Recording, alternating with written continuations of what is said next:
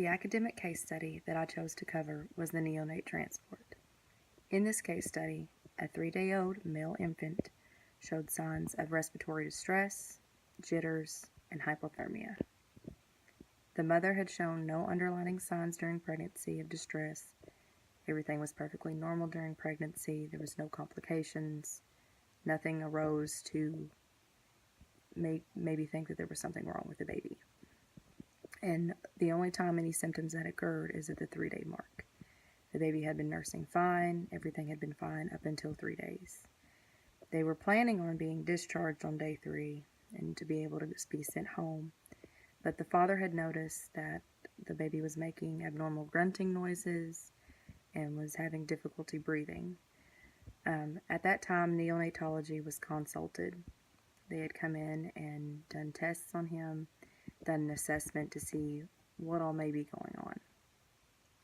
In his labs, they saw an abnormal amount of ammonia, and they immediately transported him to the NICU, or the neonatal intensive care unit. Upon arriving over there, they had intubated the baby and put him on a ventilator. They then found that there was a pulmonary hemorrhage, a severe pulmonary hemorrhage, and then they found and diagnosed him with hypoammonia. In this diagnosis, they had found that there was going to be certain therapies that he had to go through, like he had to have a low protein diet, and he was in a coma at this time. They found that,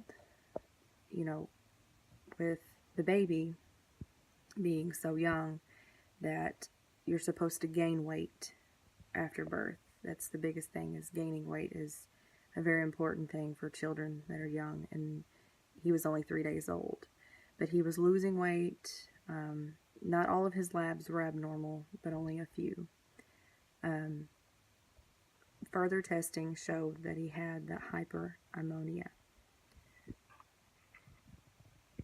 In this case study, after him being transported to the NICU, he was, as I said before, put on the ventilator. And with being on the ventilator, it breathes for you, because he was not being able to breathe for himself because of his oxygen being so low. Because of the higher amount of ammonia in his blood, he wasn't getting the oxygenated blood through his body. So that is why they put him on a ventilator. This is a medical emergency. The longer the patient remains in a coma, the worse off it can get. Tests for this, further laboratory tests needed to be done. Repeat plasma ammonias would have to constantly be taken on him to see if his ammonia level was coming down, to see if he was starting to come out to a level where he needed to be. The overall indication for them to find this was through the jitters and his respiratory distress. Although this could have shown other signs for problems, the laboratory luckily was able to catch it, because this is only a few signs that they can catch. So with this case study on this child, he had certain therapies that only fit his criteria, like a low protein diet, therapies for his lungs. They would eventually gradually try and take him off the ventilator so he can start to breathe on his own. And another telltale sign that they had noticed is that his stomach had descended, and that was another symptom that led them to the hyperammonia, his diagnosis.